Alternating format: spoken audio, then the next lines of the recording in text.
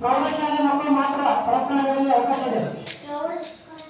ಪ್ರವರ್ತನಾ ಸ್ಪರ್ಧೆ ಪ್ರೌಢಶಾಲೆ ಮಕ್ಕಳಿಗೆ ಮಾತ್ರ ಇದೆ. ಅದರಿಂದ ಪ್ರೌಢಶಾಲೆ ಮಕ್ಕಳು ವೇದಿಕೆ ಹತ್ತಿರ ಭರತನಾಟ್ಯ ಸ್ಪರ್ಧೆಯಲ್ಲಿ ಭಾಗವಹಿಸುವಂತ ಮಕ್ಕಳು.